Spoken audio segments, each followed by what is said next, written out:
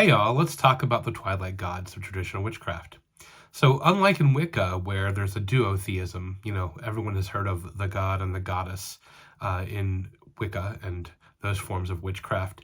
In a lot of the traditional houses, we have four main big players, what I call the Twilight Gods, or sometimes they're called the faithful witch gods.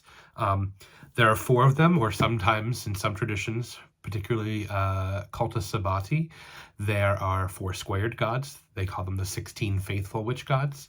And they're pretty similar throughout many of the different houses. They kind of crop up with bioregional resonances and textures that make them a little different, depending on where you find them. But in general, you find these four main players in traditional witchcraft. So while most of the traditional initiatory houses of witchcraft are oral traditions, you do have some analogs in text, and one of them is this book, The Witching Way of the Hollow Hill by Robin Artisan, and there's an image on the cover of each of the four Twilight Gods.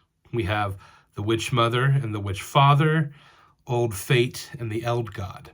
And they have different names depending on what tradition you find them in, but let's take a look.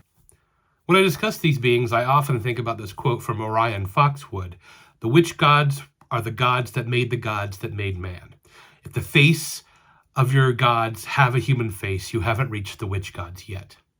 To me, that means that, I'm not a pagan, I'm a witch, I'm an animist witch, and I don't necessarily worship pagan gods from antiquity. I deal with spiritual powers that are here and now, that arise from my interaction with the spirit world directly. And sometimes those gods can wear the faces of some of these human gods, and often do, because the witch gods, the Twilight Gods, are shapeshifters, all of them.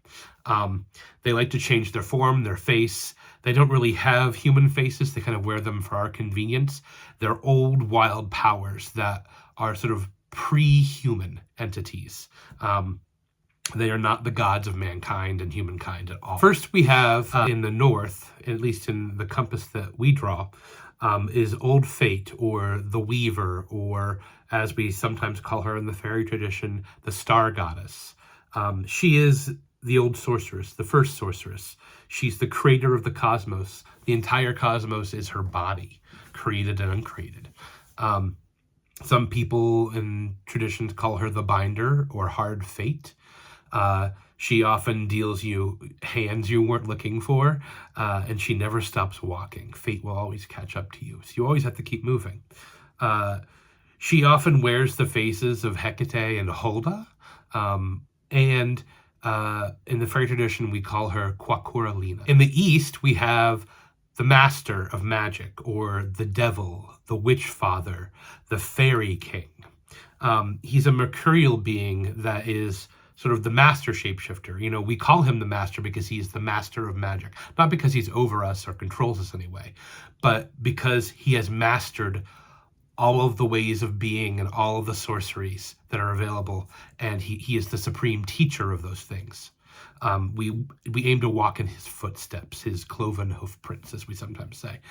In the fairy tradition, we call him often by the names Janaglas, or Melek Taus, or Azazel. In the south, we have the Eld God, who in the fairy tradition we often see as divine twins.